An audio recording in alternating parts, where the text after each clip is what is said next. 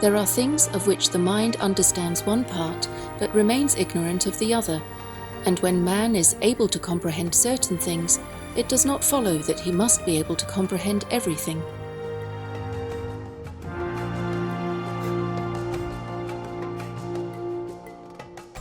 Please continue watching to hear the wisdom of medieval Jewish philosopher and rabbi Moses Maimonides, vegetarian.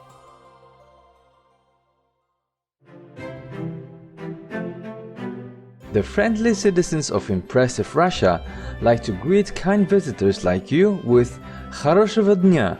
This translates to "Have a nice day" in Russian. Radiant viewers, I am Maxim. The compassionate people of Russia congratulate you for all your good qualities and virtues. May you bathe in celestial light always.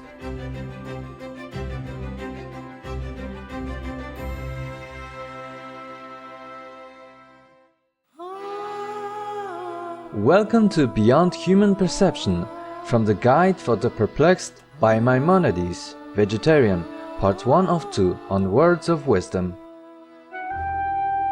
Maimonides, also known as HaRambam or Rabbi Moses ben Maimon, was a notable medieval Jewish philosopher, astronomer, physician, and intellectual figure. Born into a prominent family in Spain, Maimonides' path eventually led him to Morocco and Palestine until he finally settled in Egypt, in Al-Fustat near Cairo. Shortly after moving to Egypt, life-changing events prompted him to start his practice as a physician. It was not long before Maimonides became renowned in the area and became the personal physician to the Sultan Saladin, a famous Muslim military leader. He also tended to other patients, lectured before fellow physicians, and became a leader of the Jewish community, teaching and helping its members. Famous works by Maimonides include Mishneh Torah, a commentary on the Talmud, and the Guide for the Perplexed, philosophical discussions regarding theological matters. A revered pillar of the Jewish world, Rabbi Moses ben Maimon also had a significant influence on some great medieval writers and thinkers, such as Baruch Spinoza and Gottfried Wilhelm Leibniz, and made an important impact on the medical science archives.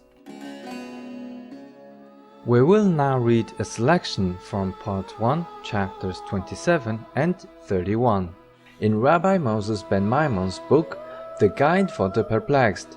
The rabbi elaborates on the corporeality and manifestation of the divine, as well the comprehension ability of the human mind.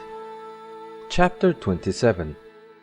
Onkelos the proselyte, who was thoroughly acquainted with the Hebrew and Chaldaic languages, made it his task to oppose the belief in God's corporeality. Accordingly, any expression employed in the Pentateuch in reference to God, and in any way implying corporeality, he paraphrases in consonance with the context.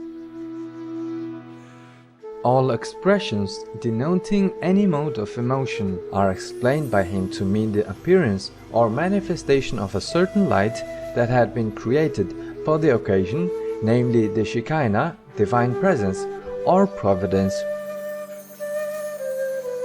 Thus he paraphrases, "The Lord will come down, the Lord will manifest himself, and God came down, and God manifested himself," and does not say, "And God came down, I will go down now and see." He paraphrases, "I will manifest myself now and see." This is his rendering of the verb yarad. He went down when used in reference to God throughout his version, with the exception of the following passage, "I will go down with thee into Egypt," which he renders literally.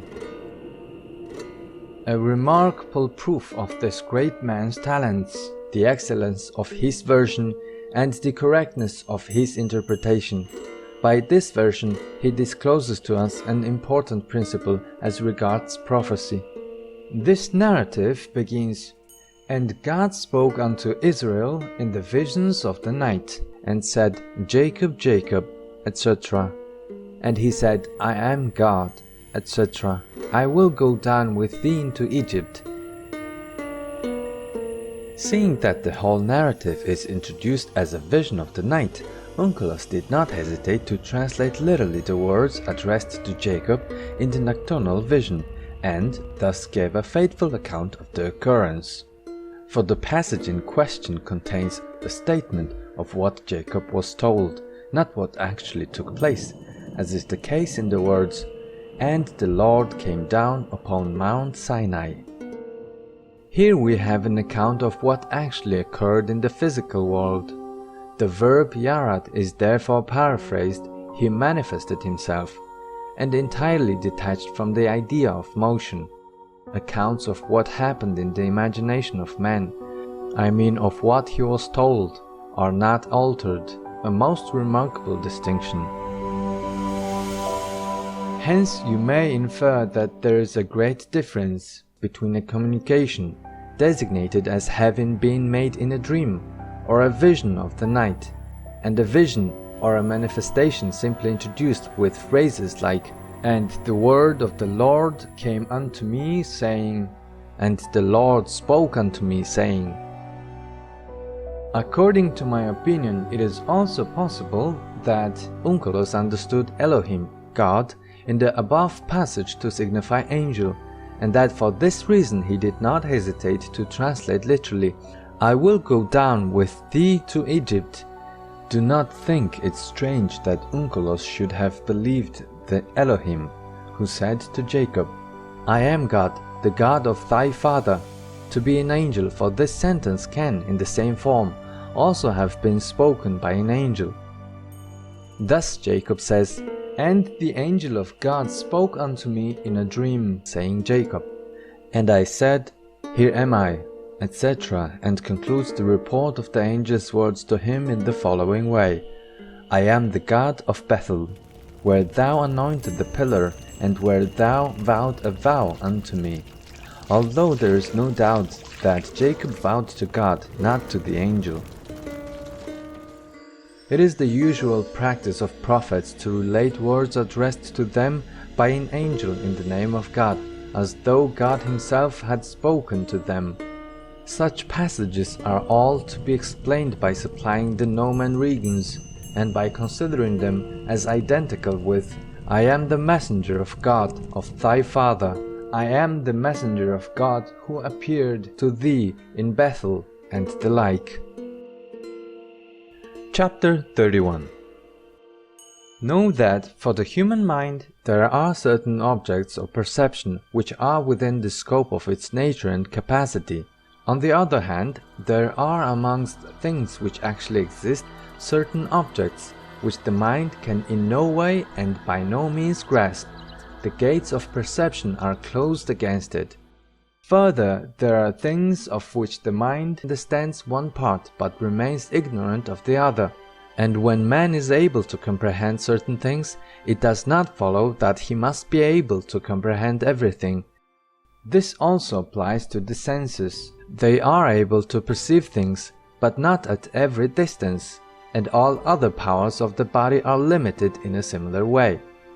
How individuals of the same species surpass each other in these sensations and in other bodily faculties is universally known, but there is a limit to them, and their power cannot extend to every distance or to every degree. All this is applicable to the intellectual faculties of man. There is a considerable difference between one person and another as regards these faculties, as is well known to philosophers. While one man can discover a certain thing by himself, another is never able to understand it, even if taught by means of all possible expressions and metaphors, and during a long period. His mind can in no way grasp it. His capacity is insufficient for it. This distinction is not unlimited. A boundary is undoubtedly set to the human mind which it cannot pass. There are things beyond that boundary which are acknowledged to be inaccessible to human understanding, and man does not show any desire to comprehend them, being aware that such knowledge is impossible and that there are no means of overcoming the difficulty. For example, we do not know the number of stars in heaven, whether the number is even or odd. We do not know the number of animals, minerals, or plants, and the like.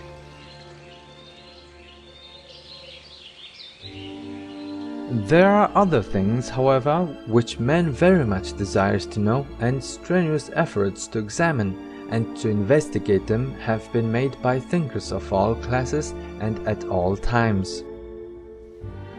They differ and disagree, and constantly raise new doubts with regards to them, because their minds are bent on comprehending such things. That is to say, they are moved by desire, and every one of them believes that he has discovered the way leading to a true knowledge of the thing, although human reason is entirely unable to demonstrate the fact by convincing evidence. For a proposition which can be proved by evidence is not subject to dispute, denial, or rejection. None but the ignorant would contradict it, and such contradiction is called denial of a demonstrated proof. Thus you find men who deny the spherical form of the earth, or the circular form of the line in which the stars move, and the like. Such men are not considered in this treatise. This confusion prevails mostly in metaphysical subjects, less in problems relating to physics, and is entirely absent from the exact sciences. Alexander Aphrodisias said that there are three causes which prevent men from discovering the exact truth. First, arrogance and vainglory. Secondly, the subtlety, depth, and difficulty of any subject which is being examined. Thirdly, ignorance and want of capacity to comprehend what might be comprehended. These causes are enumerated by Alexander. At the present time there is a fourth cause not mentioned by him, because it did not then prevail, namely habit and training. We naturally like what we have been accustomed to, and are attracted towards it. This may be observed amongst villagers. Though they have few enjoyments and pass a life of privation, they dislike town life and do not desire its pleasures, preferring the things to which they are accustomed to the things to which they are strangers. It would give them no satisfaction to live in palaces and to indulge in baths, ointments, and perfumes.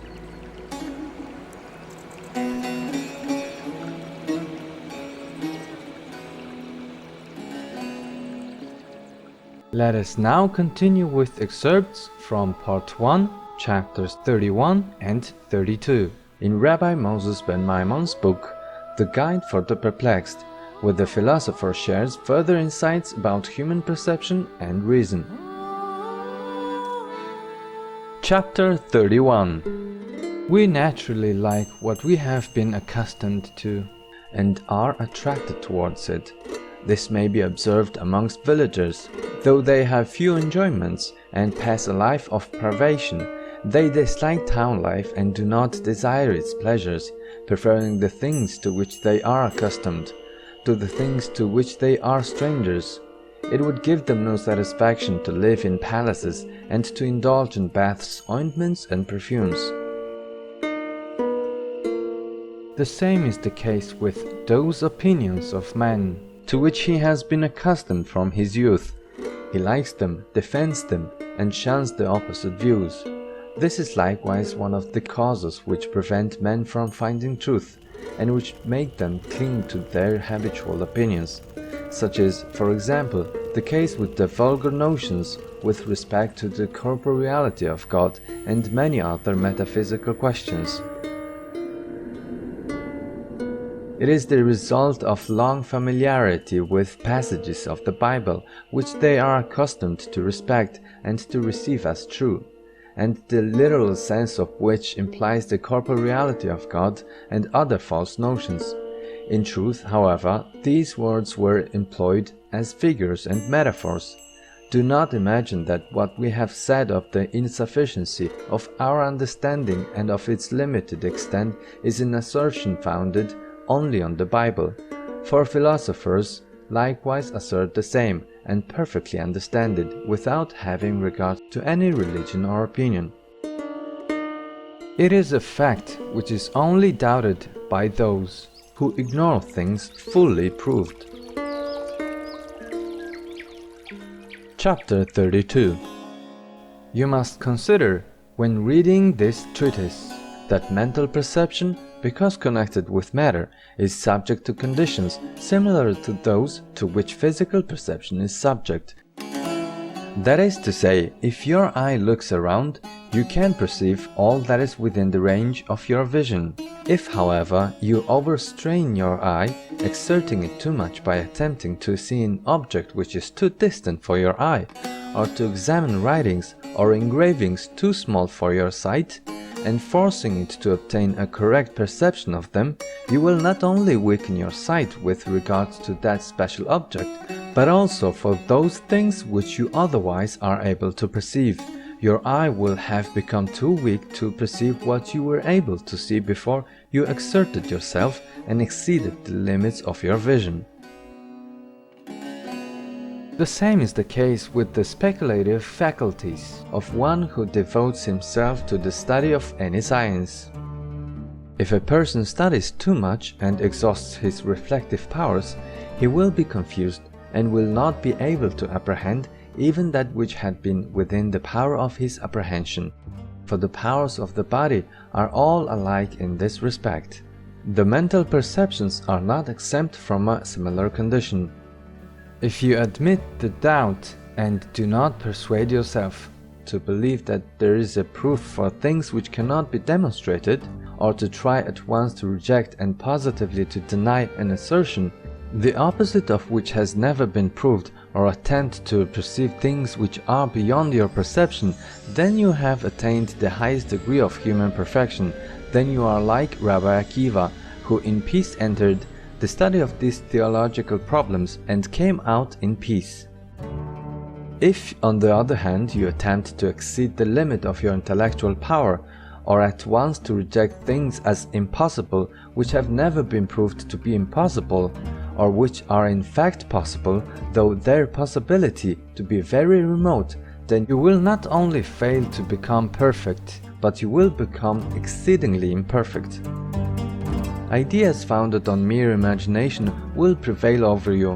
You will incline toward defects and toward base and degraded habits, on account of the confusion which troubles the mind and of the dimness of its light, just as weakness of sight causes invalids to see many kinds of unreal images, especially when they have looked for a long time at dazzling or at very minute objects. Respecting this, it has been said, "Hast thou found nectar? Eat so much as is sufficient for thee, lest thou be filled therewith, and vomited." Our sages also applied this verse. How excellent is this simile! In comparing knowledge to food, the author of Proverbs mentions the sweetest food, which has the further property of irritating the stomach and of causing sickness. He thus fully describes the nature of knowledge. Though great, excellent, noble and perfect, it is injurious if not kept within bounds, or not guarded properly. It is like the sweetest food which gives nourishment and is pleasant when eaten in moderation, but is totally thrown away when eaten immoderately. Therefore it is not said, "Lest thou be filled and loathe it," but "lest thou vomit it." The same idea is expressed in the words, "It is not good to eat much nectar," and in the words, "Neither make thyself overwise. Why should thou destroy thyself? Keep thy food when thou goest to the house of God." The same subject is alluded to in the words of David. "Neither do I exercise myself in great matters, or in things too high for me," and in the sayings of our sages, "Do not inquire into things which are too difficult for thee, do not search what is hidden from thee. Study what you are allowed to study, and do not occupy thyself with mysteries." They meant to say, "Let thy mind only attempt things which are within human perception, for the study of things which lie beyond man's comprehension is extremely injurious, as has been already stated. This lesson is also contained in the Talmudical passage which begins, "He who considers four things," etc., and concludes, "He who does not regard the honor of his Creator." Here also is given the advice which we have already mentioned, namely, that man should not rashly engage in speculation with false conceptions, and when he is in doubt about anything or unable to find a proof for the object of his inquiry, he must not at once abandon, reject, and deny it. He must modestly keep back and, from regard to the honor of his Creator, hesitate from uttering an opinion and pause. This has already been explained.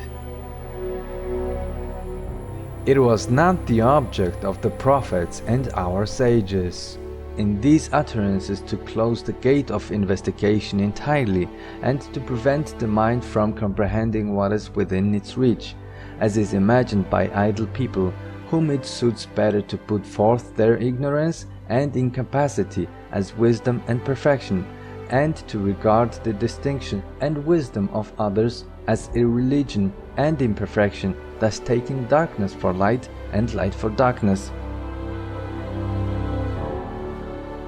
The whole object of the prophets and the sages was to declare that a limit is set to human reason where it must halt. Do not criticize the words used in this chapter and in others in reference to the mind, for we only intended to give some idea of the subject in view, not to describe the essence of the intellect.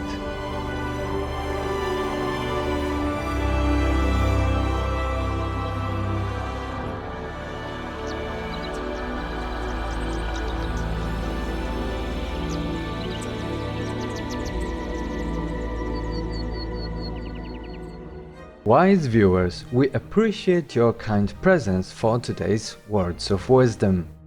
Coming up next is The Real Love, a musical that unites hearts, part 12 of a multi-part series, right after noteworthy news.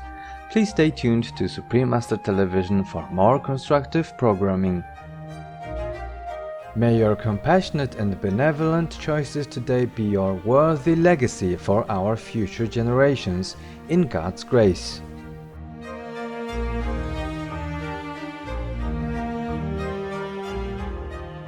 Our programs offer many languages. Please visit suprememastertv.com/schedule and suprememastertv.com/WOW.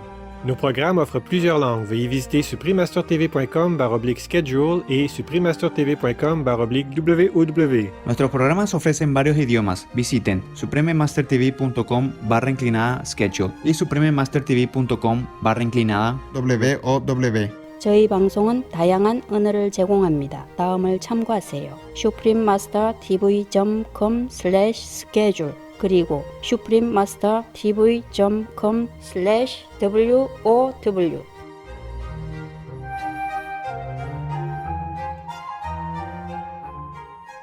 Vegan, true human,